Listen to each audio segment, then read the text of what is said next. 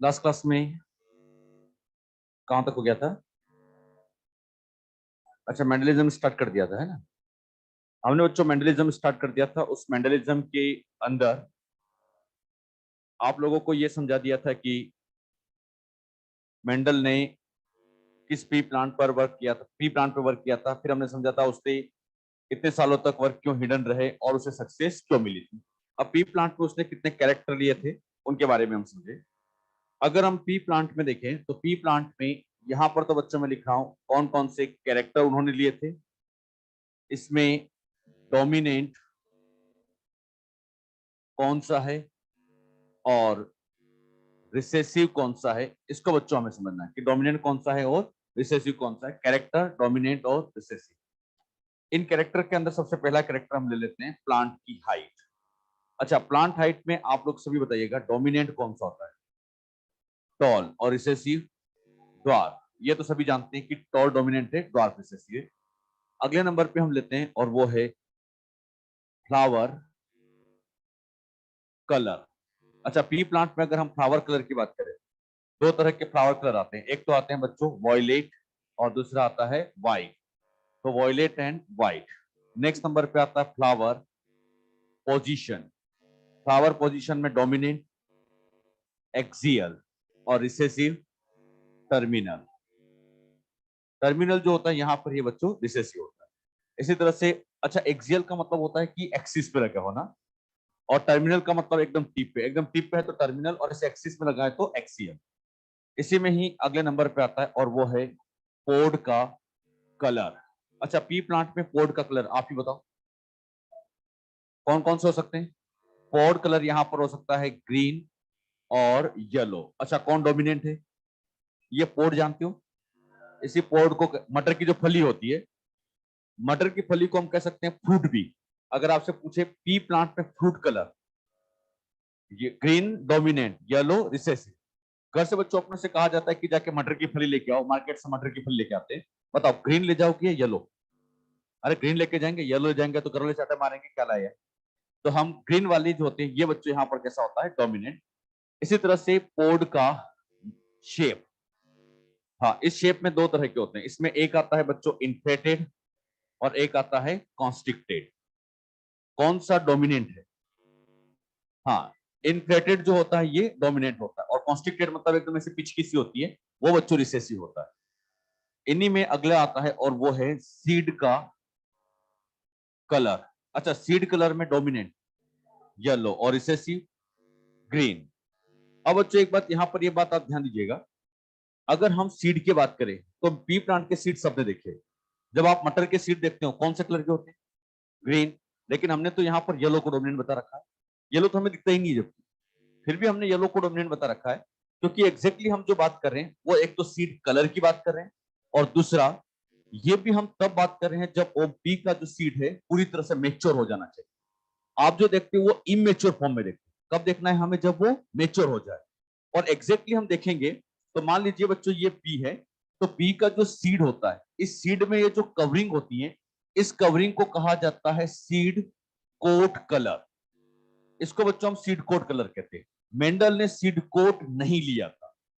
इस seed coat के अंदर की तरफ ऐसे बच्चों यहां पर दो कोटिलीडन होते हैं, ये ऐसे कोटिलीडन होते हैं, और ये जो कोटिलीडन का कलर होता है इसी को एग्जैक्टली कहा जाता है सीड कलर, या इसे बच्चों आप कोटिलीडन कलर भी कह सकते हो। कभी बच्चों कोटिलीडन कलर कहे तो वही सीड कलर की बात करें। आप लोगों ने कभी ऐसा किया भी होगा कि मटर का दाना लिया होगा और उसके ऊपर से एक पतली सी कोटिंग को हटाया होगा, तो वो ऊपर से पतली सी कोटिंग हटते हैं, बताओ वो कोटिंग क्या कहलाती है? Seed coat. और उस सीड कोट को हटाने के बाद जो कोटिलीडन मिलते हैं वही क्या कहलाते हैं? Seed colour. अब यहां गलती मत करना, मेंडल ने सीड कोट लिया या सीड लिया? सीड कलर लिया, ना कि सीड कोट लिया।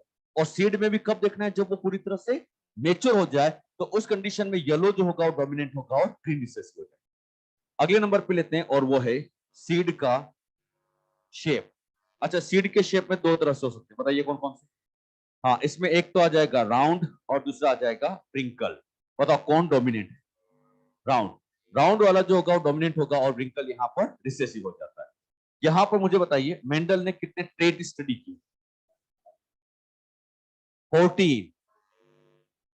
हाँ, गलती नहीं करना है। कैरेक्टर कितने हैं? 7। और ये जो कहलाते हैं, ये तो है डोमिनेंट ट्रेट और ये रिसेसिव ट्रेट्स।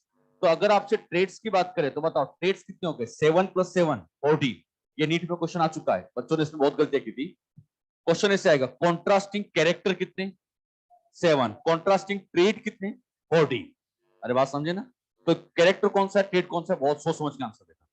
सबसे ज्यादा गलती जो आप लोग करोगे, एक तो स्पोर्ड कलर और एक सीड कलर में, इन दोनों को तो बिल्कुल अच्छे से याद कर ही लेना है। पोर्ड कलर में डोमिनेंट ग्रीन है, रिसेसिव, जबकि सीड कलर में उल्टा है, येलो डोमिनेंट होता है, ग्रीन रिसेसिव होता है। अगर मैं आपसे पूछूं येलो डोमिनेंट है या ग्रीन डोमिनेंट, तो ये कैरेक्टर टू कैरेक्टर वेरी करेगा। ऐसा नहीं सोचना कि येलो हमें पसंद है तो येलो को डोमिनेंट बना दे, नहीं। येलो ग्रीन कुछ भी डोमिनेंट हो सकता है, ये कैरेक्टर टू कैरेक्टर वेरी करता है। यहां देखो ग्रीन डोमिनेंट है और यहां पर देखोगे तो येलो डोमिनेंट है, तो ग्रीन भी हो सकता है, येलो भी हो सकता है, ये कैरेक्टर टू कैरेक्टर वेरी करता है। अच्छा, कभी कभी ऐसा क्वेश्चन आता है, which of the following trait express only in homozygous condition? express only in homozygous condition, बताओ कौन सा पूछा है? ओनली होमोजाइगस में एक्सप्रेस होना, रिसेसिव। होमो हेटेरो दोनों में हो तो डोमिनेंट। ओनली होमोजाइगस का है, इसमें बच्चों सबसे पहला ऑप्शन मैंने दिया टॉलनेस। अब बताइए क्या सही है? हाँ, क्योंकि टॉलनेस तो होमो में भी एक्सप्रेस होता है और हेटेरो में, क्योंकि टॉलनेस तो डोमिनेंट है, दोनों में एक्सप्रेस होता है। इसी तरह से बच्चों मैंने अगला लिया और वो यहां पे लिया इन्फ्लेटेड पोड शेप। बोलो सही है गलत? गलत। इसी तरह से मैंने, हमें तो होमोजाइगस में एक्सप्रेस कराना है। थर्ड मैंने ले लिया, यहां पे लिया ग्रीन पोड कलर। अरे बोलो गलत। और चौथा मैंने लिया यहां पर ग्रीन सीड कलर। क्या ये सही होगा? तो सीड कलर में ग्रीन जो होगा वो ओनली होमोजाइगस में एक्सप्रेस होगा, क्योंकि वही रिसेसिव है। तो क्वेश्चन बच्चों से घुमा फिरा के पूछेंगे कि कौन ओनली होमोजाइगस में एक्सप्रेस होता है, कौन होमो हेटेरो दोनों में एक्सप्रेस होता है, तो आप सोच समझ के आंसर दीजिएगा। अरे बात समझ में? अगर बच्चों हम पी प्लांट की बात करें, पी प्लांट में टोटल क्रोमोसोम कितने हैं? 14। पी प्लांट में अगर क्रोमोसोम की बात करूं तो टोटल 14 होते हैं। इन 14 में से आप मुझे बताइए सेक्स क्रोमोसोम कितने होंगे? हाँ, सेक्स क्रोमोसोम एक से एक्स वाई कितने होंगे?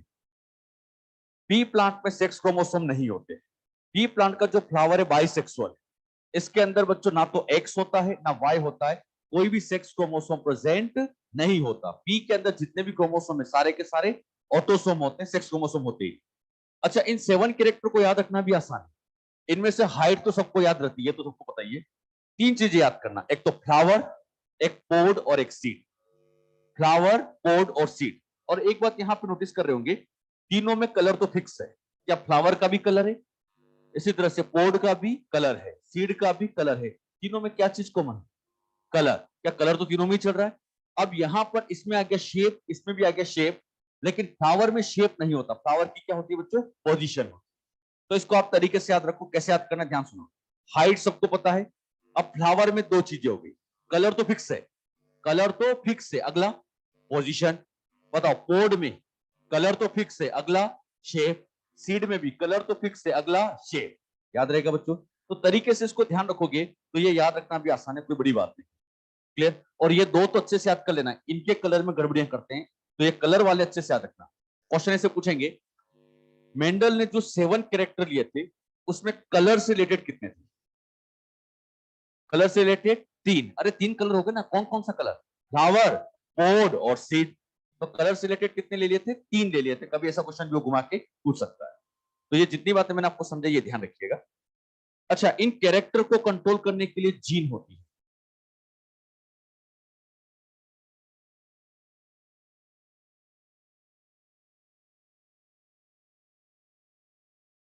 कैरेक्टर को कंट्रोल करने के लिए जीन होती है, और पी प्लांट में टोटल क्रोमोसोम 14 है। अब मैं इसकी जीन बनाऊं तो यहां पर ये क्रोमोसोम 1 है, तो इसके जैसा बच्चों मैंने एक क्रोमोसोम और 1 बनाया। अच्छा, 1 को 2 बार बनाया क्योंकि हम सब जानते हैं पी का जो प्लांट होता है वो डिप्लॉइड है। अरे 2n लिखा ना, डिप्लॉइड है तो एक जैसे कितने क्रोमोसोम होंगे? तो इसी तरह से ये क्रोमोसोम 2 तो ये 2, ये क्रोमोसोम 3 तो ये 3, ये क्रोमोसोम नंबर 4 तो ये 4, ये क्रोमोसोम नंबर 5 तो ये 5, ये 6 तो ये 6, और ये क्रोमोसोम 7 तो यहां पर भी ये 7। ऊपर हो गए 7 क्रोमोसोम, नीचे हो गए 7, टोटल बोलो 14। इन 14 में से आप बताओ सेक्स क्रोमोसोम कितने? एक भी नहीं। मैंने आपको कहा सेक्स क्रोमोसोम नहीं होते, सेक्स क्रोमोसोम एब्सेंट होते हैं, सारे के सारे यहाँ पर ऑटोसोम। अब आप सभी बच्चे जानते हैं क्रोमोसोम का ये एक छोटा सा पार्ट, ये छोटा सा पार्ट जो आरएनए बनाता है, क्या ये जीन कहलाता है? अच्छा ये क्या है बच्चों? जीन। बताओ जीन से क्या बनेगा? आरएनए। आरएनए से प्रोटीन मतलब एंजाइम, क्या एंजाइम सबस्ट्रेट को प्रोडक्ट में चेंज करेगा और इससे अल्टीमेटली यहां पर बन गया फ्लावर कलर। अब यहां देखिएगा, इस फ्लावर कलर को लाने के लिए क्या ये जीन रिस्पॉन्सिबल है? तो बताओ फ्लावर कलर की जीन किस क्रोमोसोम पे जुड़ी है? क्रोमोसोम नंबर 1 पर। ये जो फ्लावर कलर है इसकी जीन क्रोमोसोम नंबर 1 पे है। इसी क्रोमोसोम नंबर 1 पर एक जीन और यहां होती है, और ये जो जीन है ये कंट्रोल करती है सीड के कलर को। फ्लावर कलर को भी कंट्रोल करती है और सीड कलर। तो फ्लावर कलर सीड कलर की जीन क्रोमोसोम नंबर 1 पे।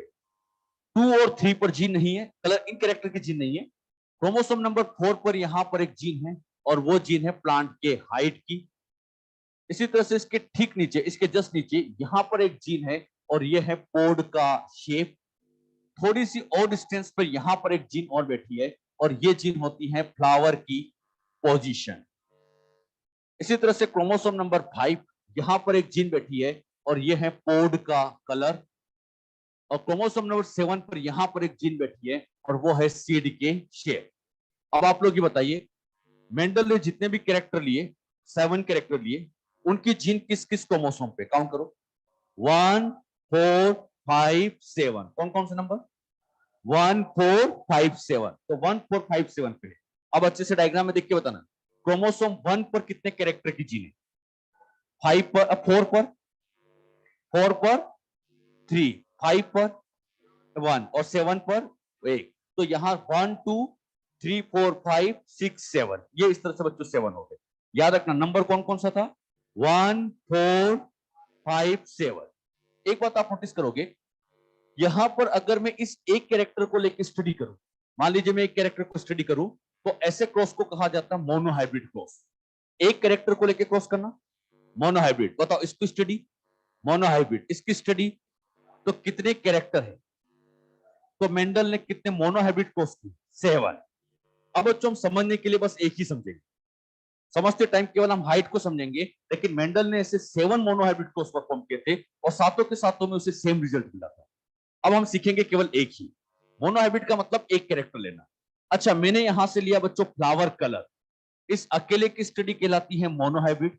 इसी तरह से मैंने यहां पर ले लिया हाइट, इस हाइट की स्टडी ये भी अपने आप में बन जाएगी मोनोहाइब्रिड। बताओ ये मोनोहाइब्रिड है, ये मोनोहाइब्रिड है, दोनों को अगर मैं साथ में ले लूं तो दोनों को मिला के क्या डायहाइब्रिड कहेंगे?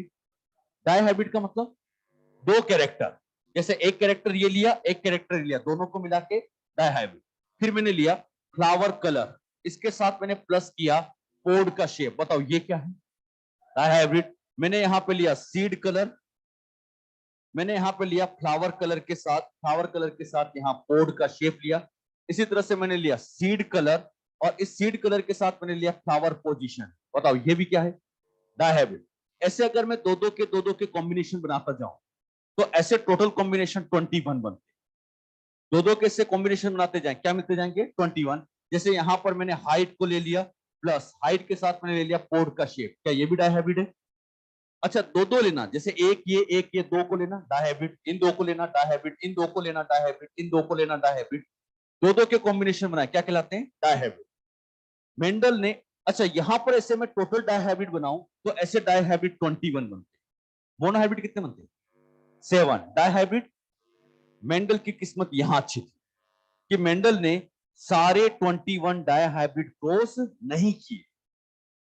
मेंडल ने सारे 21 डायहाइब्रिड क्रॉस नहीं किए, उसने जितने भी डायहाइब्रिड क्रॉस किए थे एग्जैक्टली वो कैरेक्टर लिए थे जिनकी जीन अलग अलग क्रोमोसोम पे थी, और वो बाय चांस उसने ले ली, किस्मत मान लो बस कि किस्मत से उसने ऐसे कैरेक्टर को डायहाइब्रिड को स्टडी किया जिनकी जीन अलग है। अब ध्यान से देखो, यहां पर ये जीन फ्लावर कलर की है और ये हाइट की है। बताओ सेम क्रोमोसोम पे है या अलग? अलग। इन दोनों को ले लिया। इसी तरह से फ्लावर कलर के साथ पोड का शेप, इन दोनों को ले लिया। तो मेंडल ने जितने भी डायहाइब्रिड लिए, बताओ कौन सा ले लिए? जिनकी जीन अलग अलग क्रोमोसोम पे। अच्छा क्या इनकी जीन अलग अलग पे है? देखो डायग्राम में, बताओ इंडिपेंडेंट असॉर्टमेंट मिलेगा या लिंकेज? दोनों में से क्या मिलेगा? इंडिपेंडेंट असॉर्टमेंट, लास्ट क्लास में हमने सीखा था जीन अलग अलग क्रोमोसोम पे हो तो क्या मिलता है, इंडिपेंडेंट असॉर्टमेंट, और सेम पे हो तो लिंकेज। बताओ क्या यहां इंडिपेंडेंट असॉर्टमेंट मिलेगा? अब फिर बताना, फ्लावर कलर के साथ मैंने पोड का शेप लिया, इंडिपेंडेंट असॉर्टमेंट मिलेगा। अच्छा, मैंने यहां पर सीड कलर के साथ फ्लावर पोजीशन ली, सीड कलर के साथ फ्लावर पोजीशन ली, क्या इंडिपेंडेंट असॉर्टमेंट मिलेगा? मेंडल ने जितने भी डायहैबिट किए थे वो ऐसे कैरेक्टर लिए थे जिनकी जीन अलग अलग क्रोमोसोम पे बैठी, तो उसे इंडिपेंडेंट असॉर्टमेंट हर जगह मिलता था। मतलब उन्होंने इतने ही डायहैबिट कोर्स के सारे नहीं, मेंडल ने कभी भी वो वाला डायहैबिट कोर्स किया ही नहीं जिसकी जीन सेम क्रोमोसोम पे। अब यहां पे ध्यान से देखो, हाइट की जीन और पोर्ट शेप की जीन सेम क्रोमोसोम पे या अलग अलग? अगर इन दोनों को स्टडी करते, किया नहीं था, समझाने के लिए पूछ रहा हूं, अगर मेंडल इन दोनों को स्टडी करता, सोच समझ के आंसर देना, इंडिपेंडेंट असॉर्टमेंट मिलता या नहीं मिलता? क्यों?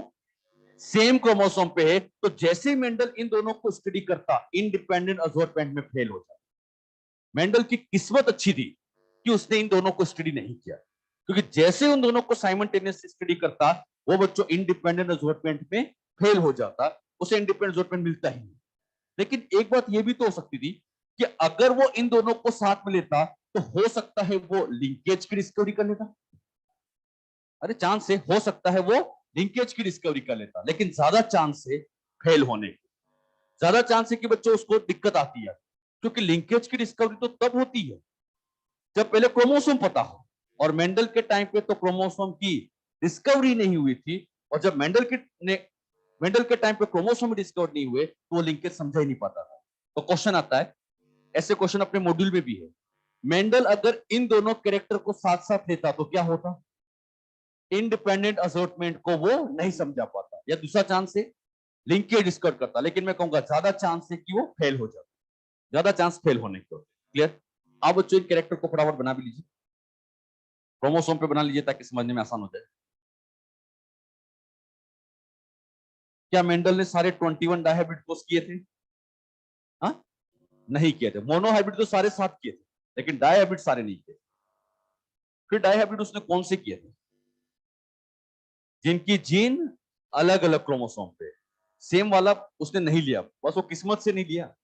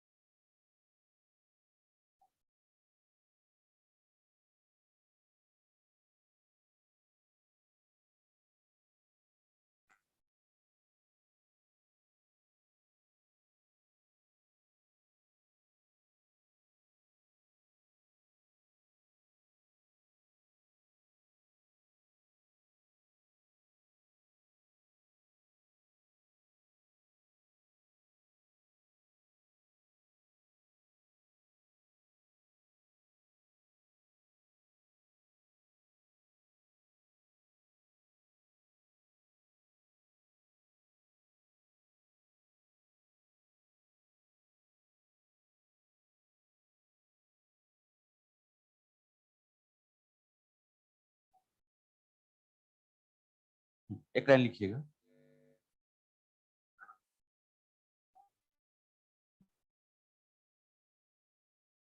लिखिए, if Mendel studied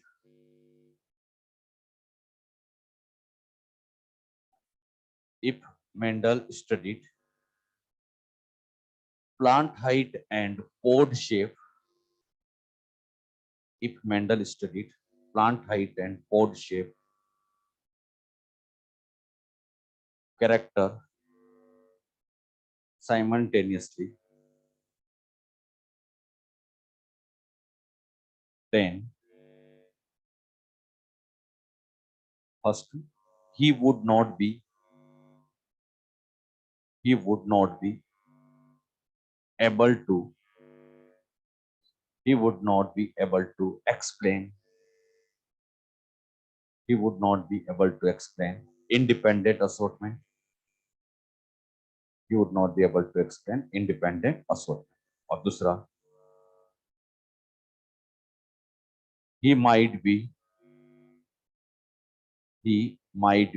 discovered linkage, he might be discovered linkage.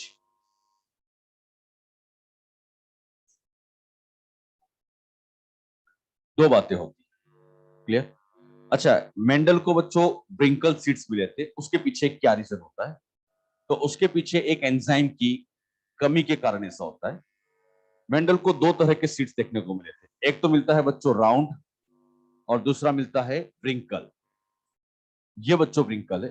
दोनों में डिफरेंस इतना सा होता है कि जो राउंड सीड होते हैं इसके अंदर एक एंजाइम प्रेजेंट होता है जिसका नाम है एसबीई। एसबीई का full form starch branching enzyme, starch branching enzyme. अगर बच्चों स्टार्च ब्रांचिंग एंजाइम प्रेजेंट है, ये एंजाइम अगर प्रेजेंट है तो बताओ सीड का शेप कैसा बनेगा? राउंड।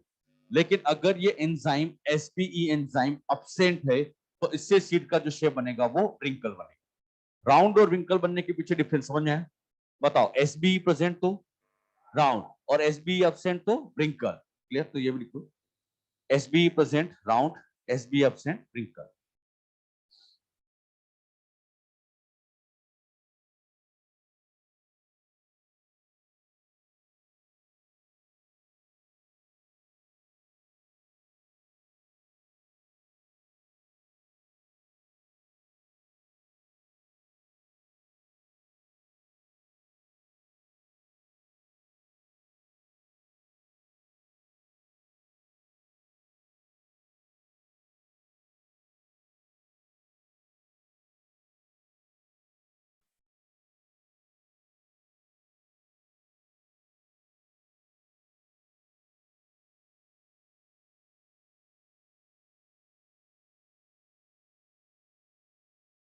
अब आता है बच्चों मेंडल की टेक्निक का पार्ट, मेंडल्स टेक्निक। मेंडल ने कैसे कैसे अपनी टेक्निक लगाई थी? तो मेंडल ने सबसे पहले फॉर्मेशन किया था प्योर लाइन या ट्यूबिडिंग लाइन। जैसे बच्चों प्योर वर्ड आता है तो प्योर वर्ड आते दिमाग में एक क्लियर हो जानी चाहिए, होमोजाइगस से हेटेरोजाइगस।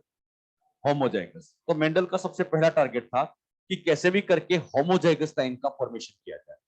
अब बात आती है होमोजाइगस लाइन कैसे बनाई जाए, कैसे बच्चों प्योर लाइन का फॉर्मेशन किया जाए, ये हम सीखे। मेंडल ने मान लीजिए ये एक प्लांट लिया, ये प्लांट था टोल।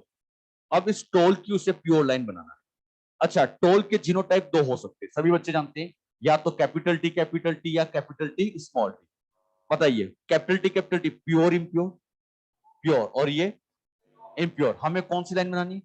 प्योर लाइन बनानी है। मतलब हमें ऐसे टोल बनाना है जो कि पूरी तरह से प्योर हो, ये ना हो, इम्प्योर ना हो। तो इस प्योर लाइन का फॉर्मेशन करना है। अब बात आती है प्योर लाइन कैसे बनाई जाए। तो मेंडल क्या करता था? सबसे पहले इन सीड्स को लेता था और सॉइल के अंदर जर्मिनेट करता था। जब वो सॉइल के अंदर सीड को जर्मिनेट करता तो उसे देखने को मिलता कि कुछ प्लांट तो ऐसे टॉल बनते हैं और कुछ प्लांट यहाँ पर ड्वार्फ होते हैं, फिर कुछ प्लांट टॉल होते हैं, कुछ ड्वार्फ होते हैं, कुछ टॉल होते हैं, कुछ ड्वार्फ होते हैं, कुछ ड्वार्फ होते हैं, कुछ टॉल होते हैं। इस तरह से प्लांट ग्रो करते हैं। मतलब उसने रेंडमली कुछ सीड्स लिए, ग्रो करा के देखे, कुछ तो उसे टॉल दिखे, कुछ उसे ड्वार्फ दिखे। अब बच्चों उसे लाइन मान लीजिए टोल की बनाना है, तो ध्यान समझना, अगर टोल की लाइन बनाना है तो मेंडल सबसे पहले यहां से जितने भी ड्वार्फ होते थे इन ड्वार्फ को हटा के बाहर फेंक देता था। बताइए, ड्वार्फ को एक एक करके उठाया और सबको बाहर फेंक दिया, केवल और केवल किसको बचाया? टोल। और जितने भी अब टोल बचे थे इन टोल के अंदर वो कराता था सेल्फिंग। अच्छा, इसके अंदर भी सेल्फिंग, इसके अंदर भी, सारे टोल के अंदर बचे हुए जितने भी टोल थे सबके अंदर सेल्फिंग कराता था। अच्छा, सेल्फिंग कराने से इसी के पोलन ग्रेन का, इसके पोलन ग्रेन का इसी ओव्यूल के साथ फर्टिलाइजेशन। अब बच्चों यहां पर सेल्फिंग कराते हैं तो इसे सीड्स बनते हैं, यहां पर भी ऐसे सीड्स बनते हैं, यहां सीड्स बनते हैं। मेंडल इन सारे सीड्स को कलेक्ट करता और इनको फिर से ग्रो कराता। जब मेंडल इन सीड्स को ऐसे ग्रो करा के देखता तो मेंडल ये देखता कि यहां पर कुछ प्लांट टोल, कुछ ड्वार्फ, कुछ टोल, कुछ ड्वार्फ, कुछ टोल, कुछ टोल। लेकिन मेंडल एक बात ये नोटिस करता है कि जैसे जैसे सेल्फिंग कराते जाते और ड्वार्फ की नंबर कम होती जाती है। बताओ किसकी नंबर बढ़ती जा रही है? टॉल। जैसे जैसे सेल्फिंग कराते जाते हैं टॉल की नंबर बढ़ती जाती है, ड्वार्फ की नंबर कम होती जाती है। फिर बच्चों यहां से इस ड्वार्फ को हटाता और फिर इस टॉल के अंदर सेल्फिंग कराता, और ये सेल्फिंग यहां पर कई बार कराता रहता, एक बार दो बार नहीं, कई बार। ये सेल्फिंग कराता गया कराता गया कराता गया कराता गया, तब तक कराता रहा जब तक कि ड्वार्फ आना बिल्कुल बंद ना हो जाए। बहुत सी बार सेल्फिंग कराई और तब तक कराते रहे जब तक कि ड्वार्फ आना बंद ना हो जाए। उसने ग्रो करके देखा सारे के सारे टोल आ रहे हैं। बताओ ड्वार्फ आना बंद, मतलब यहां पे ड्वार्फ आना बिल्कुल बंद हो गया। फिर बच्चों सारे के सारे टोल थे, इनकी फिर सेल्फिंग कराई और फिर देखता है कि सारे के सारे टोल है। बताओ ड्वार्फ आना बंद हो गए, तो बताओ इनका जीनोटाइप श्योर है कैपिटल टी कैपिटल टी। क्योंकि अगर बच्चों कैपिटल टी स्मॉल टी होता और जैसे ही सेल्फिंग कराते तो क्या कुछ ना कुछ तो ड्वार्फ मिलते। मैंने क्या कहा, ड्वार्फ आना बंद हो गए, इसका मतलब ये कैपिटल टी कैपिटल टी, अब ड्वार्फ आ ही नहीं रहे। अच्छा इसका जीनोटाइप बोलो, capital T capital T capital T capital T capital T capital T capital T capital T. सोच समझ के बताना। ये वाला प्लांट प्योर इम्प्योर, ये ये ये लाइन का नाम प्योर लाइन। अरे बात समझे ना? तो क्या मेंडल ने प्योर लाइन बनाई? ये जो प्योर लाइन बनाई इसके लिए सेल्फिंग कराया या क्रॉस, एक बार या कई बार? तो continuous selfing plus selection, toll को सिलेक्ट करता क्या, तो सेल्फिंग प्लस सिलेक्शन से फाइनली किसका फॉर्मेशन होता है? प्योर लाइन का फॉर्मेशन होता है। और ये प्योर लाइन एक बार में नहीं, बहुत सी बार जब हम लोग सेल्फिंग कराते हैं तब प्योर लाइन बनती है। अच्छा ये प्योर लाइन तो किसकी बना दी? टोल की। अब मेंडल चाहता था ड्वार्फ की लाइन बनाए, तो ड्वार्फ की लाइन बनाना तो वैसे ही बहुत आसान होता है। जरा सोचिए, अगर ड्वार्फ की लाइन बनाना है तो मेंडल ने क्या किया? टोल लिया, ड्वार्फ लिया, टोल लिया, ड्वार्फ लिया, टोल लिया। बताओ किसकी लाइन बनाना है? तो इस बार उसने क्या किया? टोल को बाहर फेंक दिया, ये टोल जितने भी थे सबको बाहर फेंक दिया। अब जितने भी ड्वार्फ बचा इनकी सेल्फिंग कराई। अब सोच समझ के जरा ध्यान से आंसर देना। सेल्फिंग कराएंगे, सीड्स बनेंगे, जैसे सीड्स को ग्रो करेंगे बताओ टोल या ड्वार्फ? यहां यहां यहां। अच्छा टोल क्यों नहीं आ रहे? क्योंकि ये तो वैसे ही प्योर होता है। अरे तो वैसे ही स्मॉल टी है, बताओ इसकी सेल्फिंग कराएंगे तो क्या वैसे ही स्मॉल टी आएगा? तो क्या एक बार में बताओ ये स्मॉल टी ये स्मॉल टी बताइए प्योर इम्प्योर लाइन का नाम, तो प्योर लाइन एक बार में ही तैयार हो। कहने की मेरी इतनी सी बात है कि डोमिनेंट की लाइन बनाने में टाइम लगता है, जबकि रिसेसिव की लाइन तो एक बार में ही तैयार हो जाती है, क्योंकि रिसेसिव तो ऑलरेडी प्योर ही होता है। अरे बात समझ में बेटे? तो बताओ किसकी लाइन बनाने में टाइम लगता है? डोमिनेंट। रिसेसिव की तो लाइन एक बार में तैयार हो जाती है, वो तो ऑलरेडी प्योर ही रहता है। अब बच्चों आप लोग सभी यहां पर ध्यान समझिएगा, यहां पर एक खास बात यह है, हमने हाइट के रिस्पेक्ट में दो लाइन बनाई। अगर हम हाइट की बात करें तो हाइट के रिस्पेक्ट में हमने एक तो टॉल की लाइन बनाई और एक ड्वार्फ की लाइन बनाई। कितनी लाइन बनती? दो। तो हाइट के रिस्पेक्ट में दो लाइन। अब बताना फ्लावर कलर में कितनी बनेगी? दो बनेगी, एक तो वॉयलेट की और दूसरी व्हाइट। किसमें टाइम लगेगा? अच्छा सीड के शेप में भी दो बनेंगे, कौन कौन सी? राउंड और रिंकल। किसमें टाइम लगेगा? बताओ हर कैरेक्टर की कितनी लाइन? हर कैरेक्टर की ऐसे कैरेक्टर कितने? तो टोटल लाइन 14। तो क्वेश्चन बहुत इंपॉर्टेंट, मेंडल ने कितनी ट्रू ब्रीडिंग लाइन बनाई और ये 14 कैसे बन गई? हर कैरेक्टर की दो दो लाइन बनाई गई तो टोटल 14 बन जाती है। अच्छा ट्रू ब्रीडिंग लाइन बनाने के लिए सेल्फिंग किया या क्रॉस? एक बार या कई बार? कई बार, जब तक कि वो प्योर लाइन ना बन जाए। बात समझ में? एक लाइन लिख लीजिएगा इसमें, Mendel formed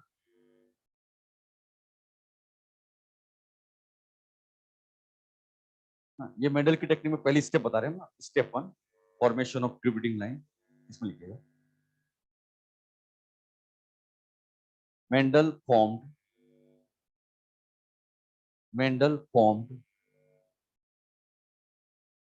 true breeding line by Mendel formed the true breeding line by continuous selfing and selection.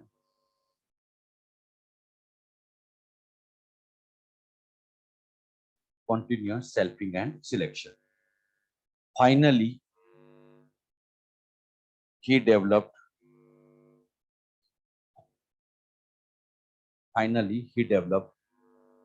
14 finally he developed 14 true breeding line of finally he developed 14 true breeding line of garden pea plant. Finally he developed 14 true breeding line of garden pea plant.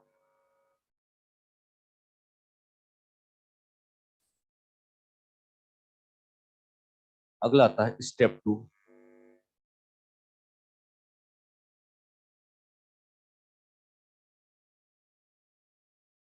Cross among the selected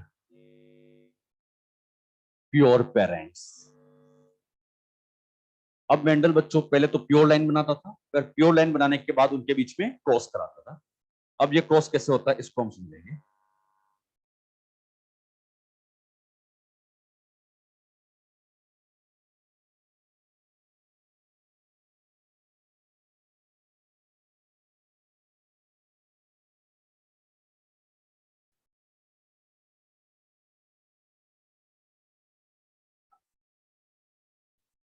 हमें बच्चों इन दोनों plants का आपस में cross कराना है. इसमें से मान लीजिए ये जो प्लांट है ये ले लिया प्योर टॉल और ये ले लिया प्योर ड्वार्फ. दो तरह के प्लांट लिए, एक तो ले लिया प्योर लाइन, एक प्योर टॉल, एक प्योर ड्वार्फ. अब इन दोनों प्लांट के बीच में उन्हें क्रॉस कराना है. पहले ये नोटिस करना दिमाग में, सेल्फिंग नहीं कराना है, सेल्फिंग तो रोकना है. इन दोनों के बीच में क्या कराना है, क्रॉस. मतलब इसके पोलन ग्रेन का इसके ओव्यूल के साथ फर्टिलाइजेशन कराना है, क्रॉस कराना है. दोनों प्लांट में से एक प्लांट को एज अ बच्चों फीमेल की तरह लिया जाता है और एक को एज अ मेल की तरह लेंगे. अब इसमें से कोई भी फीमेल कोई भी मेल हो सकता है. कोई जरूरी नहीं कि टोल वाला ही फीमेल होगा, ये ड्वार्फ वाला भी फीमेल ले सकते हैं, किसी को भी मेल फीमेल हम ले सकते हैं, आंसर सेम ही आता है. अब बच्चों इनमें से क्या करना है, जिसको आपने एज अ फीमेल पेरेंट की तरह लिया है, सबसे पहले इस प्लांट के अंदर में से एंथर को काटेंगे. एंथर को काटने के इस स्पेशल स्टेप का नाम लिखा जाता है इमैस्कुलेशन. बताओ इमैस्कुलेशन का मतलब एंथर को रिमूव करना. अच्छा एंथर को रिमूव कर देंगे तो बताइए इसमें से एंथर काट दिया तो क्या केवल और केवल ओव्यूल बचेगा. ये बच्चों केवल ओव्यूल बचा. क्या काट दिया यहां से, एंथर. एंथर को काट दिया, केवल और केवल ओव्यूल बचा. प्रोसेस का नाम क्या कहलाता है, इमैस्कुलेशन. सभी बच्चे बताना इमैस्कुलेशन का मतलब क्या है. Removal of anther. ऐसा क्यों कर रहे हैं, ताकि इससे सेल्फिंग को रोका जा सके. हमारा पर्पस है सेल्फिंग को रोकना. हमें बच्चों ये सेल्फिंग नहीं होने देना है, क्योंकि हमें तो क्रॉस कराना है. तो सेल्फिंग को रोकने के लिए इमैस्कुलेशन से इस एंथर में सेल्फिंग को रोका गया, ताकि यहां पर सेल्फ पोलिनेशन ना हो पाए. अब बच्चों सभी बताना इमैस्कुलेशन की प्रोसेस मेल पेरेंट पे कराते हैं फीमेल. हाँ इमैस्कुलेशन की जो प्रोसेस होती है केवल और केवल फीमेल पेरेंट में होती है, मेल में नहीं होती. अब बच्चों यहां पर जो प्लांट एज अ मेल की तरह यूज किया, इसके पोलन ग्रेन को इकट्ठा करते हैं और इसके पोलन ग्रेन को इकट्ठा करने के बाद इसके ओव्यूल के ऊपर स्प्रे करा देते हैं. अच्छा यहां पर इसके स्टिग्मा के ऊपर इस तरह से यहां पर स्प्रे करा दिया. इस प्रोसेस को नाम दिया जाता है डस्टिंग. यहां बच्चों इसकी क्या करा दी, डस्टिंग. मतलब इसके पोलन ग्रेन को इकट्ठा किया, ब्रश से इकट्ठा कर सकते हैं, ब्रश से इकट्ठा करने के बाद इसके ऊपर डस्ट करा देते हैं. अच्छा साथ ही साथ यहां पर एक प्रॉब्लम ये होती है कि हवा में दूसरे पोलन ग्रेन भी हो रहे हैं. अरे हवा में तो कई सारे पोलन ग्रेन घूमते हैं, तो ये दूसरे पोलन ग्रेन भी इसको फर्टिलाइज कर देते हैं. तो इनसे बचाने के लिए यहां पर इसको ऐसे बेग से कवर करा देते हैं. और बेग से कवर करने की इस स्पेशल स्टेप का नाम दिया जाता है बेगिंग. बेगिंग का मतलब बेग से कवर करना. इसके लिए बच्चों छोटे छोटे पेपर के बेग आते हैं, उन पेपर के बेग से इसको कवर कर दिया जाता है. और कवर करने की स्टेप का नाम बेगिंग. सबसे पहले बताओ क्या इमैस्कुलेशन किया, एक एक चीज क्लियर होनी चाहिए. इमैस्कुलेशन क्यों किया, सेल्फिंग को रोकने के लिए. क्या बेगिंग कर दी, ताकि यहां पर cross pollination, undesirable cross pollination ना हो पाए. मतलब यही पोलन ग्रेन इसको फर्टिलाइज कर. क्योंकि अगर बच्चों इसके पोलन ग्रेन ने इसको फर्टिलाइज कर दिया तो अपना एक्सपेरिमेंट खराब हो जाएगा. तो इसीलिए वो उसको बेग से कवर कर देता था, इसको बेगिंग कहते थे. फिर मेंडल क्या करता था, इसके ऊपर एक टैग लगा देता था. ऐसे टैग लगाने के प्रोसेस को टैगिंग कहा जाता है, जिसके ऊपर ये लिख दिया जाता था कि किन किन प्लांट का क्रॉस किया गया, किस डेट को किया गया. सारी इंफॉर्मेशन यहां पर इसके ऊपर लिख दी जाती है, वो टैगिंग कहलाती है. अब बच्चों होता क्या है, यहां पर इसके पोलन ग्रेन जाके इसके ओव्यूल को फर्टिलाइज करते हैं. अच्छा जैसे फर्टिलाइजेशन होगा, फर्टिलाइजेशन होते ही क्या अल्टीमेटली यहां पर सीड बनने लगेंगे. थोड़े टाइम बाद देखोगे तो जहां पर बच्चों अभी आप लोगों को ये फ्लावर दिख रहा था, यहां पर आप लोगों को अभी फ्लावर दिख रहा था, तो इसी फ्लावर वाली जगह मटर की फली तैयार हो जाती है, यानी पोड बन जाती है। यानी जहां फ्लावर होता है, अरे वहीं तो फली बनेगी, और इसी फली के अंदर यहां पर अल्टीमेटली आ जाते हैं सीड्स। ये बच्चों यहां पर ऐसे सीड्स का फॉर्मेशन हो जाता है। अच्छा, इन सीड्स में सभी बच्चे बताना, क्या टोल के कैरेक्टर हैं? अरे है। क्या ड्वार्फ के भी हैं? मतलब ये पेरेंट्स से और ये उनकी अगली जनरेशन है। अगली जनरेशन लाने के लिए इनके ये गैमिट्स बने, फर्टिलाइजेशन हुआ और अगली जनरेशन में चेक कर रहे हैं। अच्छा, यहां पर किस किस के कैरेक्टर है? दोनों के हैं। अरे टोल के फीचर भी आ रहे हैं, ड्वार्फ, अरे दोनों के तो क्रॉस करा रहे हैं। तो यहां से टोल के फीचर भी आ रहे हैं, ड्वार्फ के फीचर भी आ रहे हैं। तो मेंडल ने यही सोचा कि हम इन दोनों का क्रॉस करा दें तो दोनों के फीचर आए। तो अब उसने क्या किया, ये जो सीड्स बने थे, यहां पर पहले तो इस पोड को पूरी तरह से ड्राई किया, सुखाया। सुखाने के बाद इस पोड को यहां से कट किया, जितने भी सीड्स थे उन सारे सीड्स को सिस्टमेटिकली यहां पर ग्रो कराया, काउंट करके उनको ग्रो कराया। एक भी सीड वो खाता नहीं, अगर बच्चे एक भी सीड खा गया तो एक्सपेरिमेंट खराब हो जाएगा। तो बताइए, यहां पर 4 सीड है तो 4 के 4 ग्रो करा के देखे। जब इसको ग्रो करा के देखा तो मेंडल देखता है कि ये प्लांट बनता है टोल, ये प्लांट बनता है टोल, ये प्लांट बनता है टोल, और ये प्लांट भी बनता है टोल। मुझे बताइए, हमने क्रॉस किस किस का किया था? टोल और ड्वार्फ का। लेकिन इनकी जो अगली जनरेशन आई, इसमें ये प्लांट क्या टोल है? ये भी टोल, ये भी टोल, ये भी टोल, क्या सारे टोल आए? सारे टोल आए, और इस जनरेशन को नाम दे दिया गया F1 जनरेशन।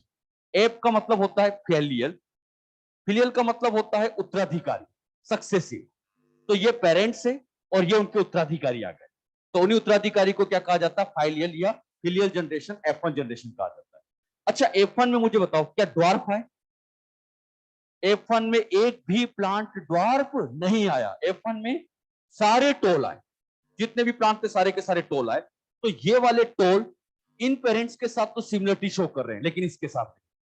तो बताओ, F1 जनरेशन दोनों पेरेंट के साथ सिमिलर होती है, एक के, केवल एक के सिमिलर। और इस F1 को लाने के लिए सेल्फिंग किया गया या क्रॉस? क्या हमने इन दोनों का क्रॉस कराया? तो F1 लाने के लिए यहां पर एग्जैक्टली क्या किया जाता है? क्रॉस। तो क्रॉस कराने के बाद ये बच्चों F1 जनरेशन आती है। अब मेंडल चाहता था कि नहीं, F1 से मैं F2 जनरेशन लाऊं। अब बात आती है F2 जनरेशन कैसे लाया जाए। तो F2 जनरेशन लाने के लिए यहां पर बच्चों अब कराया जाता है सेल्फी। और मैं तो ये कहूंगा F2, F3, F4, F5 आगे के कितने भी जनरेशन लाओ, सब सेल्फिंग से आए। बस इतना याद रखना, F1 क्रॉस से और उसके आगे की सारी जनरेशन सेल्फिंग से आती। अच्छा, यहां पर बच्चों सेल्फिंग कराना है, सोच समझ के आंसर देना है। सेल्फिंग कराना है तो मुझे बताइए, यहां पर क्या इसके एंथर को काटें? क्या इमेस्कुलेशन करें? अच्छा, एंथर को क्यों नहीं काट रहे? क्योंकि अगर एंथर को कट कर दिया तो फिर सेल्फिंग कैसे हो? अरे बात समझ में? मतलब यहां पर बस इसको पेपर से कवर कर देते, और इवन कवर नहीं भी करोगे तब भी आप सभी जानते हैं कि पी प्लांट में नेचुरली सेल्फिंग ही होती है, अरे कोस्ट होता ही नहीं। तो यहां पर इसके पोलन ग्रेन इसी के ओव्यूल को फर्टिलाइज करेंगे। बताओ, इसमें भी क्या होगी? सेल्फिंग। इसमें भी, इसमें भी, सबके अंदर सेल्फिंग कराएंगे। सेल्फिंग करने के बाद क्या सीड्स बनेंगे, फिर इन सीड्स को निकालेंगे और ग्रो करा के रखेंगे। अच्छा, अब ग्रो होंगे तो अगली जनरेशन आ जाएगी, और ये अगली जनरेशन बनेगी F2। मेंडल ने जब F2 जनरेशन में ग्रो करा के देखा तो वो देखता है कि कुछ प्लांट तो टोल, कुछ प्लांट टोल, कुछ प्लांट टोल, लेकिन कुछ ड्वार्फ भी है। फिर वही, कुछ प्लांट टोल, कुछ प्लांट टोल, कुछ प्लांट टोल, लेकिन कुछ ड्वार्फ भी आते। बताओ, F2 में कौन कौन से प्लांट है? टोल भी आए और ड्वार्फ भी आए। अब मेंडल एक एक प्लांट को काउंट करता था कि टोल कितने, ड्वार्फ कितने। अच्छा, काउंट करें, बताओ टोल कितने? 1 2 3 4 5 6, और ड्वार्फ कितने? तो F2 जनरेशन में मेंडल ने अपनी डायरी में लिख दिया कि टोल और ड्वार्फ जब मैंने काउंट किए तो टोल तो मिले 6, ड्वार्फ मिले 2, रेशो निकालो। तो 3:1 रेशो इस तरह से आता है। ये 3:1 रेशो कैसे आता है, कुछ समझ में आया? मतलब जितने भी प्लांट थे सबको काउंट किया और रेशो निकाला तो 3:1 रेशो आता है। अब बच्चों, ये जो 3:1 रेशो आया है, ये अप्रोक्स होता है, ये थोड़ा बहुत प्लस माइनस हो सकता है। जैसे मान लीजिए, यहां पर ये टोल और ड्वार्फ में हम निकालते, यहां पर ये 90 है, ये 30 है, रेशो बोलो। अरे 3:1 ही है, लेकिन हो सकता है कि यहाँ 19 हो और ये 89 हो, तब भी रेशो 3:1। एक हाथ प्लांट तो बच्चों गाय खा जाती है ना, तो थोड़ा बहुत तो यहाँ पर कम ज्यादा हो सकता है। तो रेशियो यहाँ पर अप्रोक्सीमेटली 3:1 चलता है। बात समझ में? अच्छा, F2 लाने के लिए सेल्फिंग या क्रॉस? F3 के लिए? F4? तो फिर क्रॉस कब कराते हैं? F1 के लिए। तो बस F1 लाने के लिए सेल्फिंग होती है, बाकी सब में क्रॉस किया जाता है। अब ये सब मेंडल ने क्रॉस करके देखा था, प्रैक्टिकली देखा गया। तो प्रैक्टिकली देखा, F1 में सारे टॉल, F2 में टॉल भी आए और ड्वार्फ भी आए, और किस रेशियो में आए? 3:1 के रेशियो में आए। अरे बात समझ में? इमेस्कुलेशन करने का पर्पस क्या है?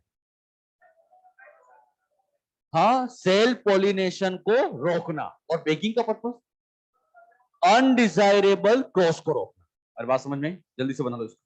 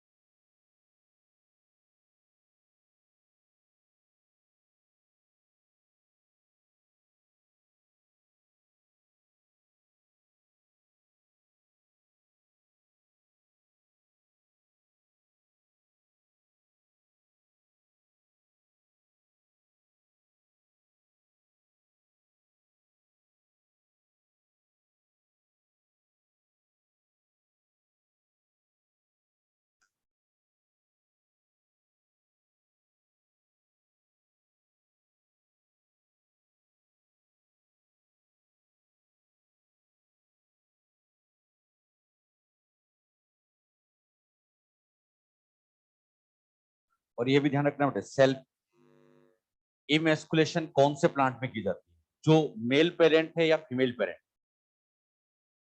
किसमें? अरे बायसेक्सुअल में भी जिसको हमने एज ए फीमेल बनाया, एज ए मेल बनाया? फीमेल, जिसको फीमेल पेरेंट की तरह बनाते हैं उसी में ही इमेस्कुलेशन किया जाता है।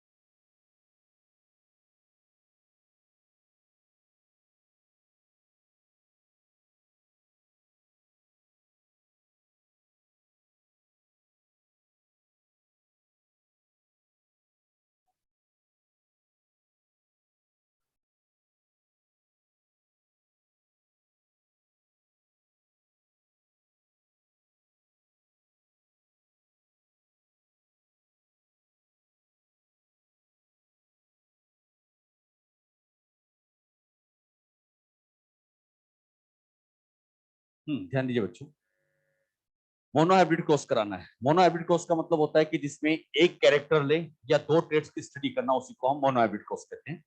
मोनोहाइब्रिड क्रॉस में हम प्योर टॉल का प्योर डार्क के साथ क्रॉस कराते हैं। आप लोग सभी बच्चे बताइए, प्योर टॉल जीनोटाइप बोलो, ये तो आना चाहिए सबको, capital T capital T. Dark के लिए बोलो स्मॉल टी। क्या इन दोनों का क्रॉस करा सकते हैं? सबसे पहले बताओ, इधर से हम बनाएंगे गैमीट्स, कौन सा गैमीट बनेगा? Capital T. इधर से स्मॉल टी, ये टी और स्मॉल टी आपस में क्या कहलाते हैं? गैमीट। ये बच्चों गैमीट्स कहलाते हैं। जब गैमीट्स बन गए तो इन गैमीट्स का फर्टिलाइजेशन करेंगे। इधर से आएगा कैपिटल टी, इधर से आएगा स्मॉल टी, तो एक टी आ गया, एक स्मॉल टी आ गया। एक बात मुझे बताइए, दोनों गैमीट क्या एक ही पेरेंट से आते हैं? नहीं, एक तो आता है मेल से तो एक फीमेल से, अलग अलग पेरेंट से के गैमीट्स यहाँ पहुंचा। अब बच्चों यहाँ पर अभी हमने सब थोड़ी देर पहले पढ़ा था, F1 में सारे के सारे प्लांट क्या टोल आए थे? हमने अभी सीखा था प्योर टोल का प्योर डॉट से क्रॉस कराया, F1 में क्या बने थे? All toll. अब यहाँ पर एक खास बात हमें समझनी है, इधर से आया कैपिटल टी, इधर से आया स्मॉल टी। कैपिटल टी तो चाहता है टोल लाना और स्मॉल टी चाहता है ड्वार्फ लाना। ये टोल लाना चाहता है, ये ड्वार्फ लाना चाहता है, लेकिन प्लांट क्या फिर भी टोल ही बने? इसका मतलब कहीं ना कहीं इसी ने अपने आप को शो किया। अच्छा, इसने शो किया तभी तो टोल बने, और ये अपने आप को शो नहीं कर पाया। तो बताओ, हेट्रोजाइगस में दोनों शो होते हैं या एक? एक, और जो शो हो गया वो कहलाता है डोमिनेंट, और जो शो नहीं हुआ वो रिसेसिव। तो मेंडल ने यहां पर यही बताया था कि हम टोल और ड्वार्फ का क्रॉस कराते हैं, दोनों के करेक्टर आते हैं, लेकिन F1 में बनता टोल ही है, ये डोमिनेंसी की वजह से होता है। अभी हमने देखा था F1 में क्या सारे प्लांट टोल आए थे? आया तो स्मॉल टी भी था, लेकिन फिर भी सारे टोल आए थे, तो यहाँ डोमिनेंसी काम करती है, तो डोमिनेंसी की वजह से सारे टोल आए। अच्छा, F1 से अब F2 जनरेशन लाना है, बहुत आसान है। बताओ इसका क्या कराएं? सेल्फिंग। और जैसे मैंने कहा सेल्फिंग मतलब सेम जीनोटाइप के बीच में क्रॉस। टी स्मॉल टी का क्रॉस टी स्मॉल टी से, क्या ये क्रॉस करा सकते हैं? यहां जब क्रॉस कराओगे दोनों तरफ हेट्रोजाइगस है। बताओ इधर से गैमीट बनाओ, कैपिटल टी स्मॉल टी, अरे अलग अलग लिख दो, सीधी सी बात है। बताओ इसके गैमीट बनाओ, कैपिटल टी स्मॉल टी, अलग अलग लिख दो। अब इनको आपस में अरेंज करोगे तो ऐसे यहां पर हम एक चेकर बोर्ड बना सकते हैं। इस चेकर बोर्ड में बताओ क्या क्या बनेगा? Capital T capital T, capital T small T. अगला capital T small T small T small T.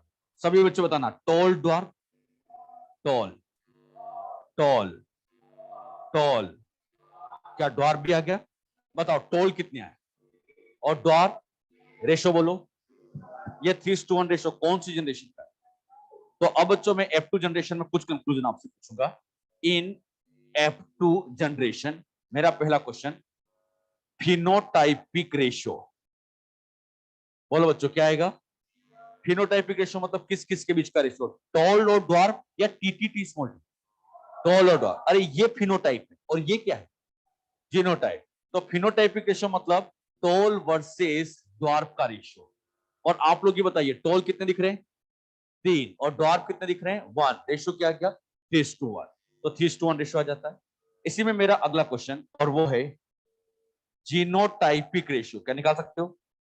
Genotypic ratio मतलब किस किस के बीच का? Capital T capital T, capital T small T small T small T. सभी बच्चे बताइए, कैपिटल टी कितना, टी स्मॉल टी, ये रेशियो बोलो 1:1। ये रेशियो तो सबको याद रखना ही रखना है, और ये सबको याद रहते हैं, कोई बड़ा भारी भरकम बात नहीं। फिनोटाइपिक रेशियो क्या आता है? 3:1, और जीनोटाइपिक रेशियो 1:2:1। इसी में बच्चों अब मेरा थर्ड क्वेश्चन, और ये थर्ड क्वेश्चन आता है टाइप्स ऑफ फिनोटाइप। फिनोटाइप कितने टाइप के बने हैं? क्या दो तरह के बने? एक टोल बना, एक ड्वार्फ बना। ये तो दो बड़े इसलिए आप बता रहे हो, लेकिन आगे की जो प्रोसेस हम पढ़ेंगे तो आप बच्चों ऐसे फॉर्मूला भी यूज कर सकते हो 2 की पावर n से। अच्छा, n वही हेट्रोजाइगस है। मुझे बताओ, F2 लाने के लिए हमने इसका क्रॉस कराया, तो बताओ यहां हेट्रोजाइगस कितना है? 1। तो n की वैल्यू 1 पुट करोगे, 2 की पावर 1 इज इक्वल टू 2। तो यहां पर फिनोटाइप 2 है। अगला क्वेश्चन, टाइप्स ऑफ जीनोटाइप बोलो बच्चों। जीनोटाइप कितने? अरे काउंट करो, 1 2 3, अरे 3 ही तो है। इसको आप ऐसे भी लिख सकते हो 3 की पावर n, तो 3 की पावर 1 इज इक्वल टू यहां आ जाएगा 3। तो ये बच्चों इनका टाइप्स ऑफ जीनोटाइप है। इसी में ही अगला क्वेश्चन, और वो आता है जाइगोटिक कॉम्बिनेशन, बोलो जाइगोटिक कॉम्बिनेशन। जाइगोटिक किसको कहते हैं? Checker board. ये चेकर बोर्ड कितने का बना है? 4। तो 4 का चेकर बोर्ड है तो फॉर्मूला बनेगा 4 की पावर n और 4 की पावर 1 इज इक्वल टू 4। हमारे पास 3 तरह के फॉर्मूले, बताओ फिनोटाइप के लिए 2 की पावर है, जीनोटाइप के लिए और जाइगोटिक कॉम्बिनेशन के लिए 4 की पावर n। तो इस तरह से हम 3 तरह के फॉर्मूले यहां पे यूज करते हैं। अच्छा, इसी में ही अगला क्वेश्चन मेरा, और वो है प्योर प्लांट कितने हैं ये बताइए। हाँ, प्योर किसको कहते हैं? होमोजाइगस। क्या ये प्योर है? ये भी कहेगा आई एम ऑल्सो प्योर। बताओ प्योर कितने हो गए? 2। 2 कितने में से? 4 में से। इसी में ही अगला क्वेश्चन, और वो मैंने कहा इम्प्योर टोल कितने? सोचो सोचो, इम्प्योर टोल। अच्छा, ये टोल टोटल टोल 3 है, लेकिन ये तो प्योर है। बताओ ये कैसा है? और ये इम्प्योर। तो इम्प्योर टोल यहां पर टोटल 2 है, कितने में से? 4 में से। इसी में ही अगला क्वेश्चन, और मैंने कहा प्योर टोल कितने? 1 आउट ऑफ 4। अरे ये प्योर टोल तो एक ही है, तो ऐसे घुमा फिरा के यहां से क्वेश्चन बनाया जा सकता है। अच्छा, इतना समझाने के बाद एग्जाम में क्वेश्चन क्या बनता है? क्वेश्चन बनेगा F1 जनरेशन का फिनोटाइपिक रेशियो क्या 3:1? ये 3:1 तो किसका है? F2 का है। मैंने क्या पूछा है? F1 का बोलो 1। 1:1 भी नहीं, 1, क्योंकि F1 में अगर आप फिनोटाइप देखोगे तो केवल टोल। अरे 1 ही लिखेंगे, 1:1 भी नहीं लिखना है, 1। अरे कुछ समझ में आया? अब एग्जाम में जब आए गलती बहुत होती है, बच्चे इसमें ये नहीं समझ पाते कि F1 में कहा या F2 में कहा। क्या पूछ रहे? प्योर टोल तो यही है ना। इम्प्योर टोल एक ये है, एक ये है, हेट्रोजाइगस। 2 out of 4। अरे तो टोटल चेकरबोर्ड तो 4 का है ना, इस तरह से। अरे टोल नहीं है तो क्या हुआ, टोटल चेकरबोर्ड तो 4 का है। हाँ, इसमें बच्चों मैं आपसे पूछूंगा F2 जनरेशन में, सभी बच्चे बताना, F2 जनरेशन में फिनोटाइपिक रेशियो 3:1। फिर क्वेश्चन को ढंग से सुनना, F1 का जीनोटाइपिक रेशियो। हाँ, तो फिर ये 1:1 किसका है? F2 का है। बस ये क्वेश्चन पढ़ते टाइम ध्यान देना है, F1 में पूछा है या F2 में पूछा है। सबको क्या ये 3:1 1:1 याद रहता है? यही रटा रहता है। और सभी बच्चों वही क्वेश्चन तो पढ़ते नहीं है, जैसी फिनोटाइपिक रेशियो आ गया मजा 3:1। तो हमें सोच समझ के आंसर देना है, F1 कहा है या F2 कहा है। अब एक स्टेटमेंट और बोलता हूं, F1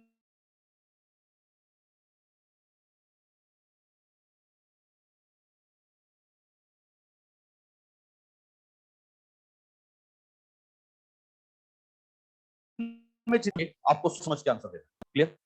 अच्छा, यहां पे बच्चों अगर मैं ऐसे कहूं, कितने होमोजाइगस से कितने हेट्रोजाइगस से निकाल सकते हैं? मैं आप लोगों से होमोजाइगस का मतलब होता है प्योर, और हेट्रोजाइगस मतलब इम्प्योर। प्योर और इम्प्योर, इनका बच्चों में यहां पर परसेंटेज आपसे पूछता हूं और हर जनरेशन निकालेंगे। सबसे पहले आप लोग मुझे बताइए पेरेंट्स के अंदर, मैं नहीं बताऊंगा, सब आपको बताना, खुद सोचो। बताओ होमोजाइगस कितनी? ये वाला होमो हेट्रो, होमो, और ये भी बताओ हेट्रो कितने? 0। तो मैं कह सकता हूं पेरेंट्स में 100% होमोजाइगस से और 0% हेट्रोजाइगस से। ये तो बच्चों पेरेंट्स में हो गए। अब हमें पेरेंट्स से F1 जनरेशन लानी है। बताओ पेरेंट्स से F1 का लाना, क्या यहां पर क्रॉस किया या सेल्फिंग? जैसे हमने क्रॉस किया, अब बताओ F1 जनरेशन आई, कैपिटल टी स्मॉल टी, होमो हेट्रो। हाँ, तो बताओ यहां होमोजाइगस कितना और हेट्रो? तो एक बहुत अच्छा कंक्लूजन निकला, जैसे ही क्रॉस कराते हैं, क्रॉस कराते ही होमोजाइगोसिटी कम हो जाती है और हेट्रोजाइगोसिटी क्या बढ़ जाती है? बताओ क्रॉस कराने पर क्या बढ़ता है? हेट्रोजाइगोसिटी बढ़ती है। अब बच्चों हमें F1 से F2 जनरेशन लानी, निकाल सकते हैं। अगर हमें F1 से F2 लाना है, प्रोसेस का नाम सेल्फिंग या क्रॉस? हाँ, सेल्फिंग। F2 लाना है तो सेल्फिंग कराएंगे। जब सेल्फिंग कराएंगे तो अब यहां पे सोच समझ के बताना, होमोजाइगस कितना परसेंट? होमोजाइगस 2 है और 2 हेट्रो है। अरे दोनों दो दो है, तो क्या ये 50% है और ये भी 50% है? तो कंक्लूजन क्या निकला, जैसे सेल्फिंग कराते हैं होमोजाइगोसिटी बढ़ती है और हेट्रोजाइगोसिटी आप देखो कम हो गई, 100 से 50 होगी, कम हो गई। अच्छा F2 में मजा नहीं आता है, हम बच्चों F3 में चलते हैं। F3 में निकालना है, बताओ प्रोसेस का नाम। यहां पर भी करानी पड़ेगी सेल्फिंग।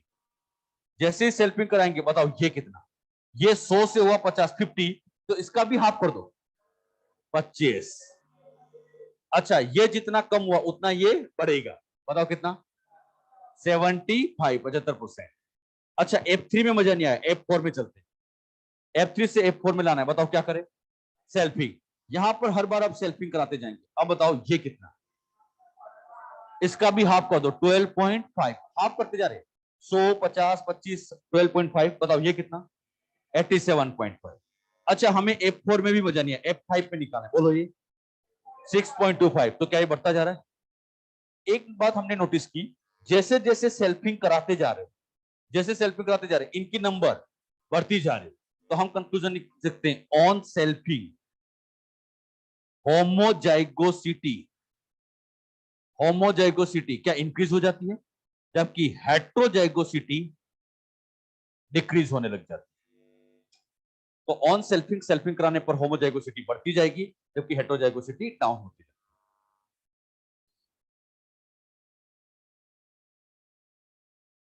हाँ हेट्रो, इसमें तो इनके लिए तो ये है ना, पेरेंट्स तो ये है ना,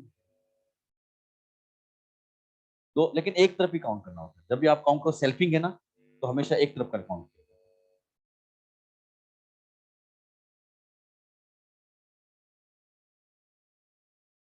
हाँ रेशो भी वन ही है, वन ही है, बस एक ही तो है।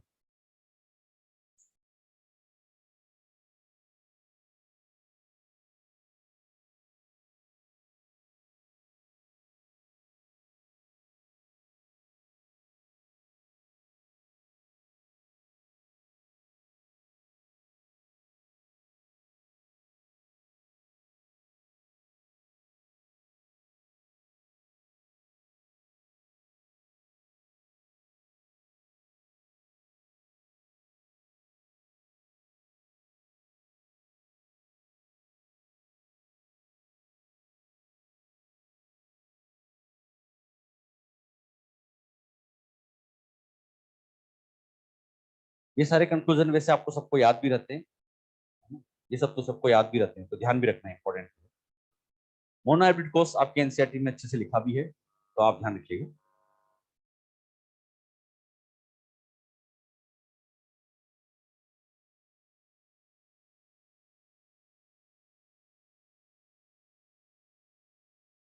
हमने ये सीखा था कि मेंडल क्या मैथमेटिक्स बहुत लगाता था। मान लीजिए बच्चों, इस टी स्मॉल टी का क्रॉस हमने टी स्मॉल टी से किया, तो अब मेंडल इसको कैसे सोल्व करता था, जरा मेंडल की बात आपने सुनिए। मेंडल क्या लिखता था, टी प्लस स्मॉल टी, तो प्लांट में टी भी है प्लस स्मॉल टी भी है, तो T plus small T cross with T plus small T से लिखता था। अब बताइए, इधर भी टी प्लस स्मॉल टी, इधर भी टी प्लस स्मॉल टी, क्या टी प्लस स्मॉल टी का होल स्क्वायर है। अरे ये तो हो गया, तो मेंडल इसको ऐसे लिख दिया करता था। अच्छा इस होल स्क्वायर मतलब ए प्लस बी का होल स्क्वायर सोल्व कर सकते हो, तो बस वो मैथमेटिक्स लगा देता था। बताओ ए प्लस बी का होल स्क्वायर मतलब टी का स्क्वायर, तो टी दो बार प्लस स्मॉल टी दो बार plus two capital T small T. अरे ये तो आता था। बताओ इसके आगे कुछ नहीं है, मतलब वन, ये टू, ये वन, रेशो आ गया 1:2। मेंडल बच्चों ऐसी मैथमेटिक्स लगाता था, और यही मैथमेटिक्स उस टाइम के लोगों को समझ भी नहीं आ रही थी कि कैसे वो मैथमेटिक्स से चीजों को समझा रहा है, लेकिन मेंडल मैथमेटिक्स कुछ इस तरह से लगाएगा। समझ गए। अच्छा अब बच्चों मेंडल ने मोनोहाइब्रिड कोर्स तो कर दिया, इसके क्या क्या कंक्लूजन निकाले, उन कंक्लूजन को हम अगली क्लास में लेंगे कि मोनोहाइब्रिड कोर्स की क्या कंक्लूजन। आज के लिए इतना ही।